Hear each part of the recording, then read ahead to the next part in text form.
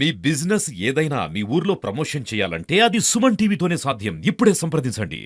మధ్యాహ్నం మాది తంగలపల్లి మండలం దేశేపల్లి గ్రామంలో తుమ్మల వంశీ ఆయన తండ్రి పేరు తుమ్మల శ్రీనివాసు కొడుకు ఉరి వేసుకొని చనిపోవడం జరిగింది. దీనికి కారణాలు ఏమిటంటే ఆన్లైన్ లో బెట్టింగ్లు ఆడడం వల్ల ఫ్రెండ్స్ కు అప్పులు అయ్యి కొద్దిగా షేమ్ గా ఫీల్ అయ్యి వాళ్ళ డబ్బులు అడిగే వరకు సేమ్ గా ఫీల్ అయ్యి ఆత్మహత్య చేసుకున్నాడు. దీనికి కూడా పూర్తిగా వాళ్ళ ఫ్రెండ్సే పూర్తిగా బాధ్యత నిన్న పోలీస్ వాళ్ళు తీసుకున్నారు వాళ్ళ అభిప్రాయాలు.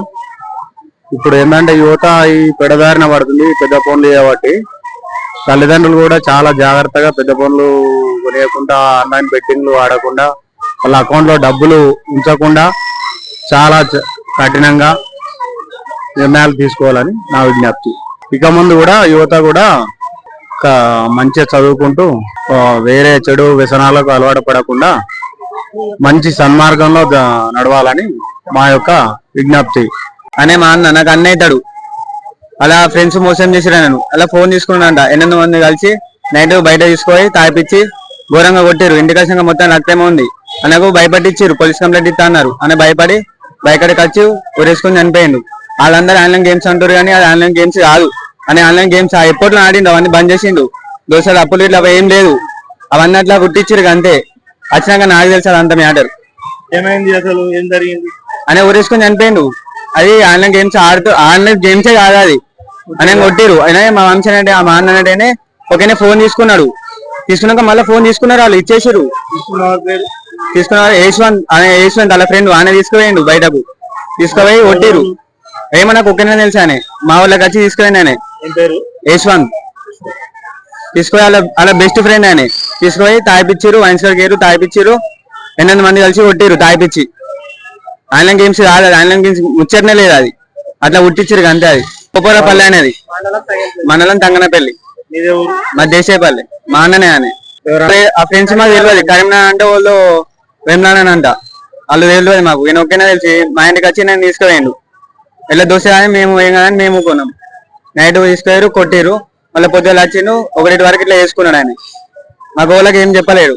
వాళ్ళ ఇంటికి వచ్చి కూడా చెప్పారు మేమే కొట్టి 5 వచ్చి చెప్పారంట మేము కలిసి కొట్టినాం అని చెప్పారట. మా బాబాయ్ ఇట్లా మాకు వాళ్ళకి ఏం చెప్పలేరు.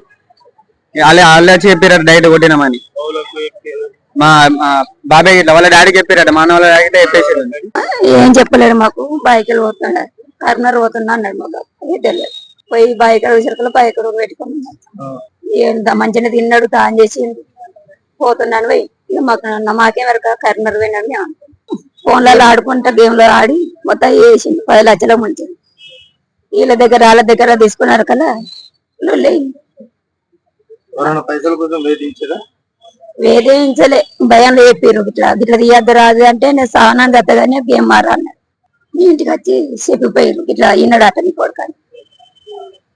వాళ్ళ గురించి ఏం లేదు. మాకు చెప్పిండు. మాకే మేము చూసినాం కానీ మేము ఇక మారతాడు అగ మారతాడు అని ఒత్తుకున్నాం కానీ మారాలి. 10 లక్షలకు ఎక్కువ 15 లక్షల దాకా అయింది. ఇటువంటి పని ఎవ్వరైనా చేయద్దు. ఎర్ర మీ దయ మీ దండం పెడతా మారాలే. ఈ పని జీవితం ఉన్న రోజులు అస్సలు ఆడద్దు. మా అల్లుడు మా తమ్ముని కొడుకే ఇట్లా ఆడాడి 10 లక్షలు 12 లక్షలు ముంచిండు. మీరు ఎవ్వరైనా ఆడద్దు మారాలే. మీరు తల్లిదండ్రులు చెప్పినట్టు వినాలే. మా ఇల్లు ముంచిండు 20 ఏళ్ళ కొడుకు.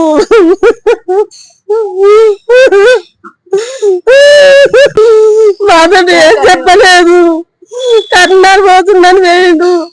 తాను చేసిండు తిన్నాడు బట్టలు వేసుకున్నాడు బొట్టు పెట్టుకున్నాడు పోయిండు. పొలం కడుపులు పెట్టుకున్నాడు.